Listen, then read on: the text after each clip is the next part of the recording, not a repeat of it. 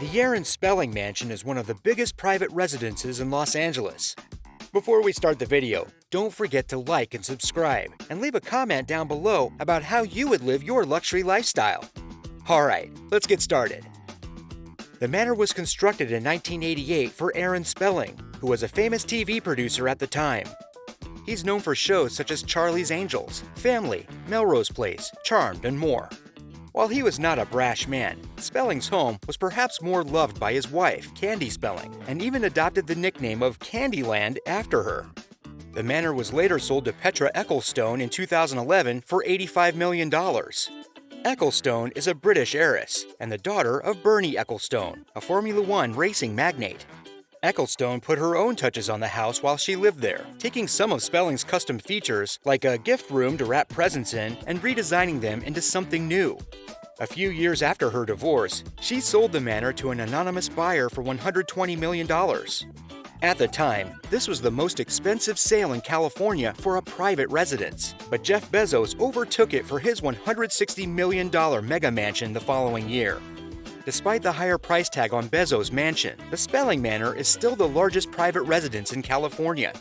The land the manor is constructed on used to be owned by Bing Crosby, and Spelling spent over $48 million in today's money to buy the land and build his dream home.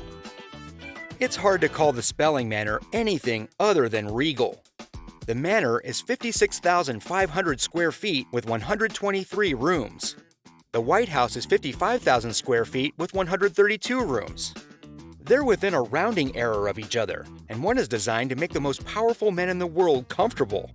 While the White House is probably a little more decked out with technology, security, and more, the Spelling Manor is beyond massive and far more than two people need.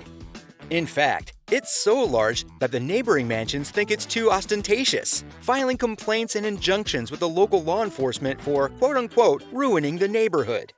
From attracting strange and curious people to the high-end neighborhood to ruining billionaire sunrise views, everyone in Holmby Hills has something to complain about. The house was great for entertaining, too, as there were even complaints that parties at the Spelling Manor were louder and more obnoxious than their next-door neighbors' parties. That doesn't sound too bad, until you consider their neighbor was Hugh Hefner, and his parties were at the Playboy Mansion. The mansion itself is made out of limestone that was all mined from the same quarry to ensure it looked uniform. The foyer, the first place you see upon entry, has a twin butterfly staircase, black and white marble flooring, Renaissance paintings, and is simply huge. The bedroom is equally enormous, with not one, not two, but 4 different couches to sit or recline in, not to mention the giant bed itself. The master bathroom is also bigger than some public restrooms, with 3 sinks, a standalone tub, and mirrors galore. The closets in the master bedroom have staircases in them, not so much for more space, but just because they can. That's not all, though. There's a full-on hair salon and spa in this house, where one of the many staff members can style, cut, and color your hair. There's room for 3 people to get a trim at the same time, and there's a nail grooming area with room for 2 stylists.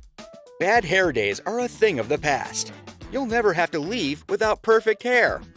The kitchen in the Spelling Manor is also, like everything else, huge. Candy Spelling famously said you could cook for 2 or 800 in the kitchen.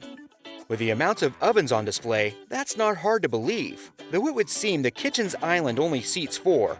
Not to worry though, the dining room has 18 more chairs at its long table, which is perfect for dining and meetings alike. And that's just one of the dining rooms. Allegedly, Ecclestone only used a few rooms when living there, as there were simply too many rooms for her and her husband to fully appreciate. The mansion's decorum is very well done and very expensive. Opting for a black and white look on the walls, floors, and furniture means it has a more cold, modern feel to it, but this is contrasted with the decorative molding and old French interior design. Of course, this look can lend a lot of style to some of the more unique rooms in the Spelling Manor. For example, there's a 2-lane bowling alley with its own shoe closet nearby, so anyone can play anytime. Much like a real bowling alley, there's also a lounge for you if you simply want to watch your friends play or take a break. The game room is also nearby, with a poker table, card table, pool table, and more places to sit. Ultimately, Spelling designed the house to entertain guests. While a lot of these features may seem excessive, when you're having business parties with people who have different interests, it can be convenient to have a multitude of ways to kill time. That said, not everything is business. The home theater is pretty decked out as well, with a movie screen that rises out of the floor and comfortable lounge seating, complete with soundproof walls installed. Of course, that's all indoors. There's plenty to do outside the mansion as well, and there are lots of French doors for easy access to the backyard. The pool has a hot tub and plenty of lounge seating. If you're looking for something more outdoorsy, there's 4.6 acres of land for you to explore.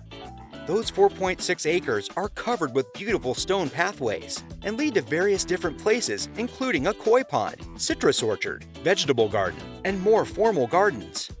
There's even a full tennis court for some outdoor sports, and the driveway is well kept, as is the rest of the grounds.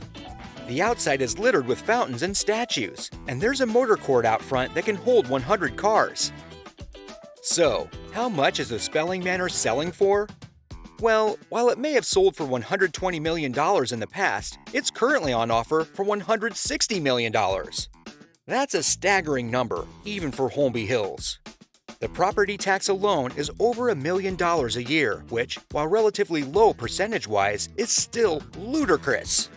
An enormous house needs an enormous staff, which is actually where Sam Palmer, Ecclestone's husband, came up with an idea. He currently owns Staffing Properties, which is a company that provides owners of massive mansions the staff required to maintain said mansions.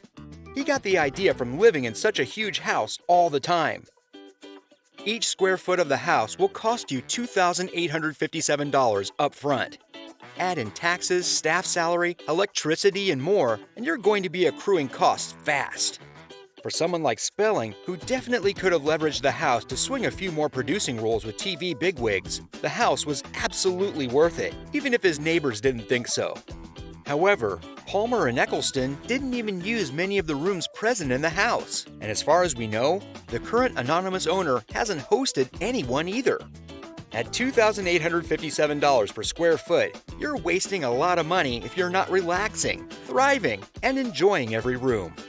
Overall, the Spelling Manor is garish and huge, but probably not worth its $160 million asking price.